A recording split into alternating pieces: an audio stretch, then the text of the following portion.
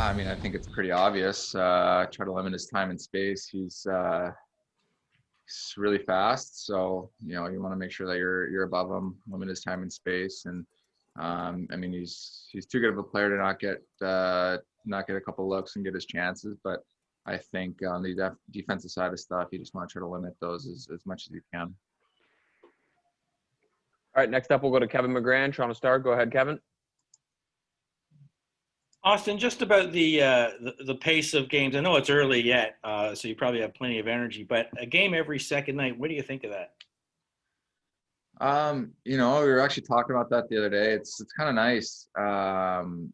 You're not practicing as much. I think it's just fun to just play games. I mean, in the end, you just want to compete and play games, and it's better than beating up on each other in practices constantly. So, it is quite a workload, but hopefully throughout the season we get these little pockets of a couple extra days off and kind of rest up and re-energize and just continue to play. Can you learn from a game the way you learn from practice? Yeah, just differently. I mean, we watch video every day, so just kind of making those little adjustments. And practice is obviously a good time to kind of work on that, but it's also nice to kind of cerebrally look at the game from a different aspect on video and try to make adjustments to that. Next we'll go to Mark Zwolinski, Toronto Star. Go ahead, Mark. Auston, the NHL called back their tech pucks, with the puck tracking ability. Just wondering, as a player, pardon me, you have the puck a lot and you shoot and you got the great shot. Did you notice any difference in the pucks? Did it affect you at all? Yeah, we noticed it a bit. Actually, Spets was the first one to bring it up to me, and I told him that's why I couldn't capitalize on some of these chances I've had in the first 4 games, is because these pucks are all messed up. But I think we held one of the regular pucks and one of the new ones, and there was a little bit of a difference in the weight and stuff. But it seemed like sometimes the puck wasn't sliding as well as it usually would. I don't know if that was because of the ice or because of the pucks, but I know me and Spets were pretty pumped that we're going back to the regular ones because no more excuses now. Gotta bury it. Yeah, I mean, he was definitely a major focal point of our meeting in terms of a guy that's really dangerous and has the ability to break games open. So it's going to be a full team effort. It's not going to be just defensemen. It'll be 5 men on the ice trying to pick up where he's at, whether it's the center above him on breakouts or defenseman being physical against him in the D zone. So yeah, he's definitely a main focus. And for Muzz and I think the process doesn't change. Just try to keep tight gaps, break out clean, and play on offense as much as possible. What has stood out to you about the way Auston is kind of growing the defensive side of his game?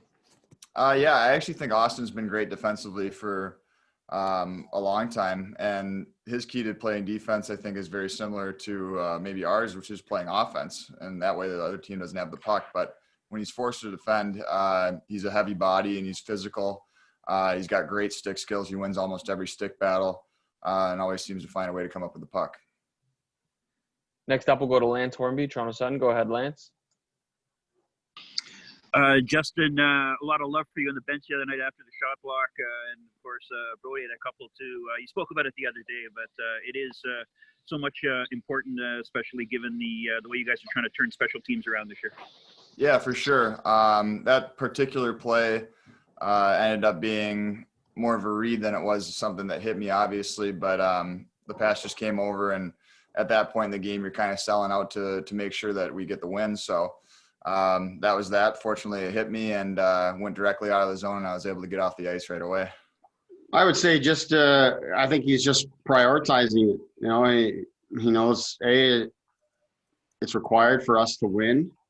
B, he's learned that he's really good at it, and it helps him and our team get the puck back quicker. It allows him to influence the game in more ways than one. I think that's really what being truly great is influencing the game in more ways than one.